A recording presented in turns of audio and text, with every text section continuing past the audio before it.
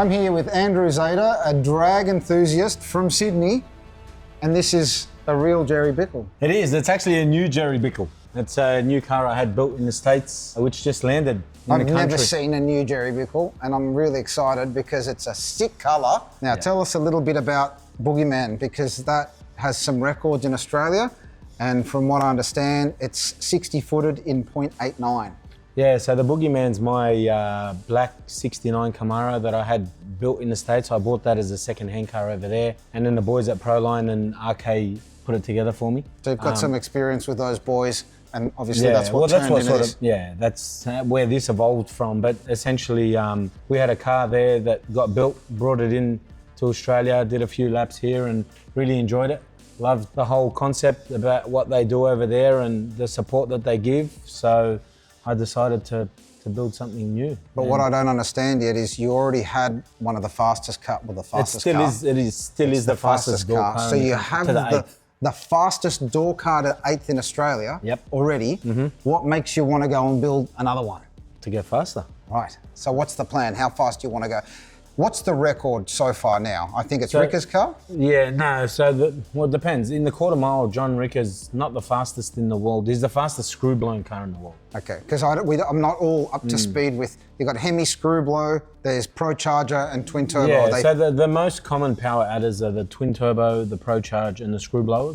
And they're different categories? They all race in the same category. But Pro Mod? Yeah, they all race in Pro Mod, but there's limitations on the type of screw blower you can run, the type of turbos you can run, the type of Pro Charger you can run.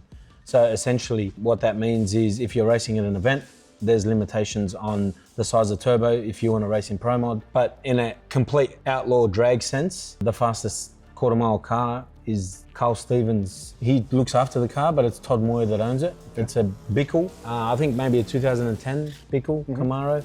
And he's been 5-1 for the quarter mile. 5-1-4. Faster than I thought. 5-1 is a twin turbo. It's a twin turbo, right? Yeah. Okay. Twin turbo. So the thing is, the screw blowers and the Pro Chargers are good to the 8th mile. Yep. After the 8th mile, they sort of nose over. They don't make the power. That's when you need the turbos. Yeah. So the turbos just bring it home, you know. Is a 4 possible? Is that where you're heading?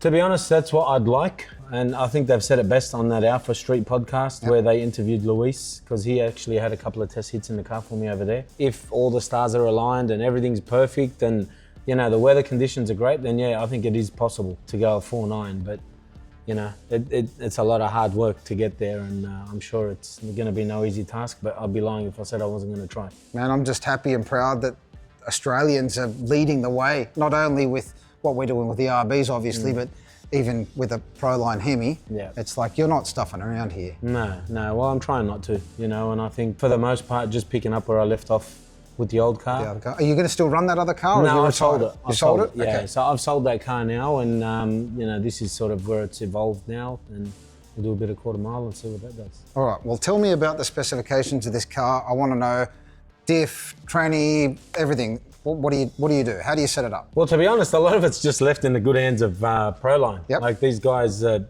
geniuses at what they do, and you know, I'd like to think they've got a lot more experience than 100%. anyone else. But is it an automatic or is it? It's got a turbo 400. Okay. M&M. Yep. Lockup. Mark Mickey turbo Mark 400. Mickey. Yeah. And it's got a 11-inch gear. It's big. I've seen a 10.5, but not an 11 inches. That's huge. So you might not be able to break that one. Well, I don't know. I think they've said over there that they've had a lot of luck with them, and they haven't. So hopefully that continues here, and we don't have any issues.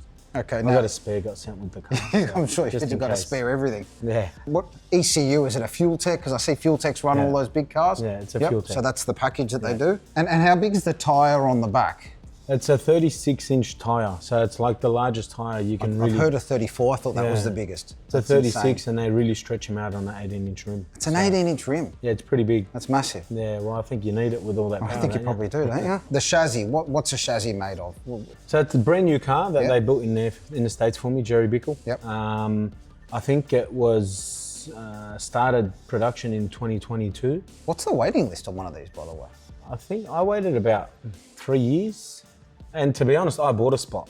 So it was about 2.5 years and I bought a spot from someone that already had been waiting maybe 6 months or a year So prior there's to a that. long queue to even get in the door. Yeah, there is. Before you start handing There over is. money. Yeah. And tell us a bit about the beautiful paintwork. What colour is that? It's Jeff Hoskins has mixed it. It's painted by Jeff Hoskins in the States. It's based off a Lamborghini. Yep. Green. I couldn't tell you the specifics on Lambo green. And Lambo green. I can see there's carbon fibre. I thought it was real carbon fibre in the bonnet, but that's painted as well. Yeah, he's a freak, man. Like, I was pretty adamant that if I ever built a brand new car, I'd want Hoskins painting it. Yep. And you can go through the car and zoom in on it and show all the detail. Oh, it's amazing. About the carbon fibre. Even the way that he's done the front end and he's matted out the whole front. You know, it's the little things that he does that a lot of people don't pick up on. But the lights and the badge, it all looks so real. Yeah. Even the light gleaming off it's epic. yeah, Put a lot of effort into that. they do amazing work. You know, like I'm real big on having things real nice, clean, tidy, Mickey little Mouse, things, and the interior as well. If you we'll get a We'll chance have a to look get through it. through it. Yeah, I'm excited to have a look. And also carbon fibre, everything, titanium. I see a lot of every nut exotic and bolt. materials in there. Every nut and bolt in the car is titanium. How much does a car weigh? Is that allowed to be known? To be honest, I think it was, no, I'd be lying if I told you, man. I can find out. You know, Light? yeah. Okay. It's light. It's not super light, like it's not a sports compact race weight, but There's a lot of weight in that engine. It looks yeah, huge, right? Yeah, from memory, I Understand. don't know. I think it might be like 2,600 pounds, thereabouts, with a driver in it. With the me driver in in it. You don't look all that light. No. No offence. No. Now, do you mind if we go and have a look at the engine so you Sure. can tell us a bit about it? Yeah, sure. Let's get go. this Let's bonnet have a off. look.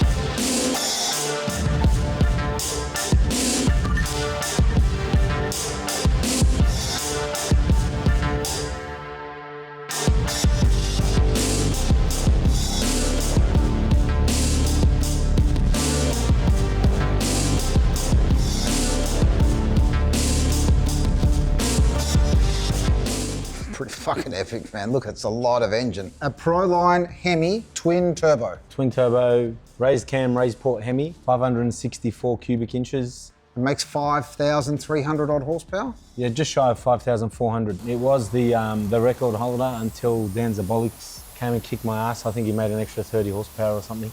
You know, that's a lot of power, right? It is, man. It's pretty insane, and I can't wait to get behind the wheel of it, to be honest. And you're going to steer it, Yeah. which is epic. Yeah.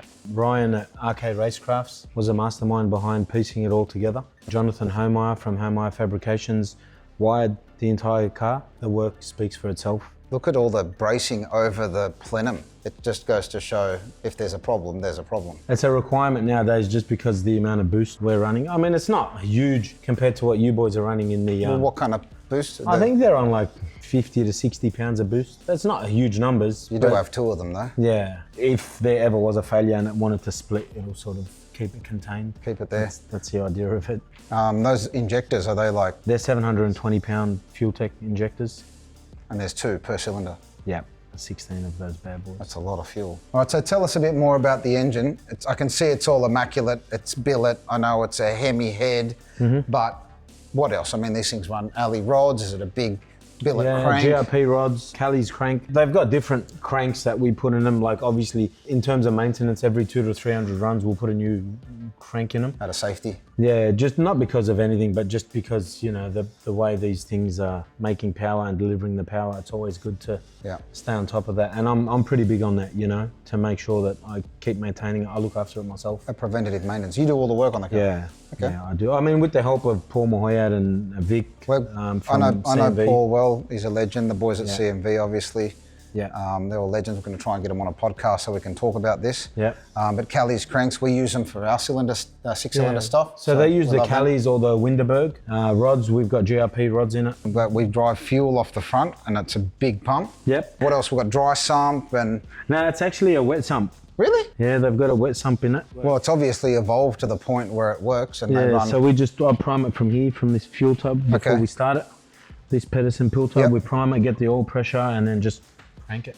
Is there much in the way of stuffing around to get it started? You've seen big blown engines, they've got to spray fuel in it to get it to run. These things sort of just start and run, Just start a run. bit more efficient. Yeah, a bit more efficient. I mean, I've obviously just made the trek over from the States because of the size of the valve springs in it, and because we don't like keeping pressure on them, they take the push rods out. If I really wanted to, we can have them in half an hour and start the car, but I'm gonna go home Maybe for dinner. the podcast. Yeah, why not? It'd be epic not? to hear it run. Yeah. And we're going to try and get Paul there, as I said. So Paul does the tuning, fuel tech. He's the guy who's been in door slammers for many years. He drives the Celica for gas. Yep.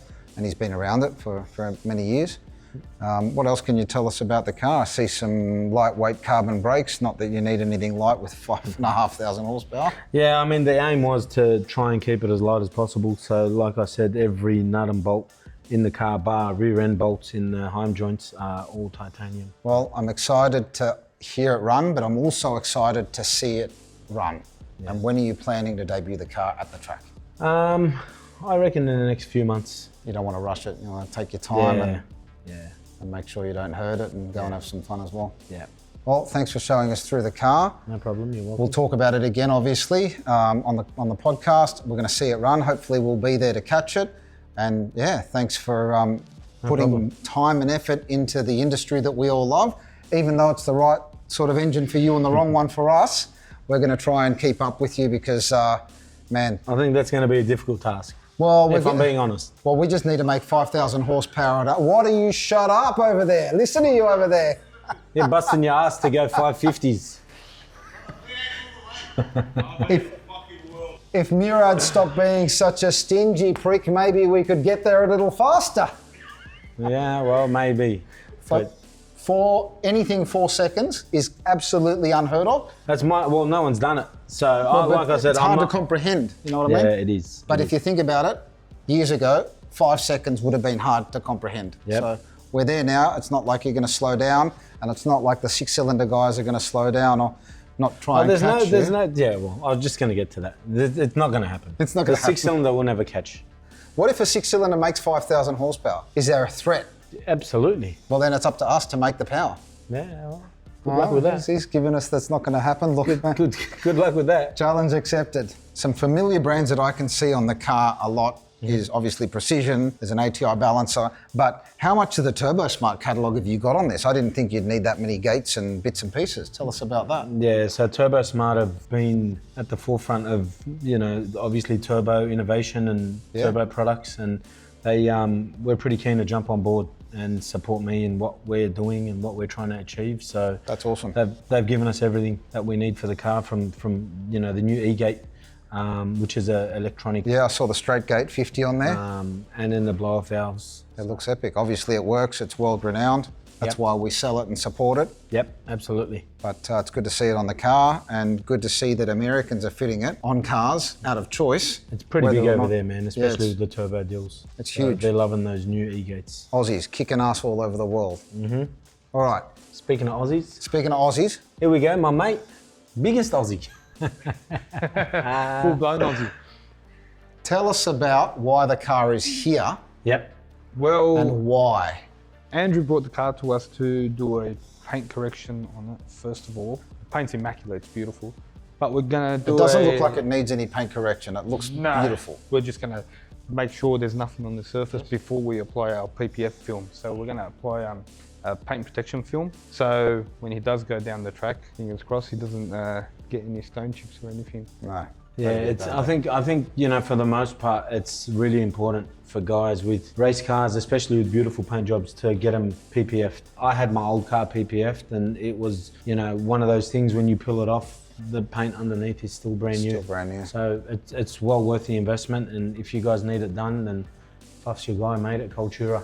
Or storage, by the look of it, because there's some epic cars. Cultura does a lot more than just PPF. So we do detailing, car storage, ceramic coating, obviously PPF, and we do help out clients with like paint work, like paint wheels, brake, etc. Awesome. But yeah, we've got a lot of storage space here as well. We're doing red calipers. Ashraf was saying he red calipers. Yeah, of course, it'll suit it. I reckon we should put like gold AMAs on it or something. He was asking me why I didn't gold plate the turbos. It does look like a show car, so obviously you've got a lot of beautiful exotic cars here. Yep. And now a race car is a show car as well as a race car, so it seems like the perfect place for it. The amount of effort that's gone into the paint work and stuff, like you'd be crazy not to protect something like this, I see a lot more effort in this paint job than I do like brand new you know, European cars, for example. Yeah, there's a lot of effort in there. Well, he seems like the kind of guy that wants to keep it looking Mickey Mouse. Oh yeah, Zayda's always been like that. That's why it's here, mate. So That's I'm why sure it's it'll here. be back and forth, getting little touch-ups and bits and pieces, course. maintenance done. No. All right, thank you for that, both of you. And you're going to come and see it at the track or what? Of course, I'll be there. Is that number one supporter? Number one fan. Excellent. Thanks, boys.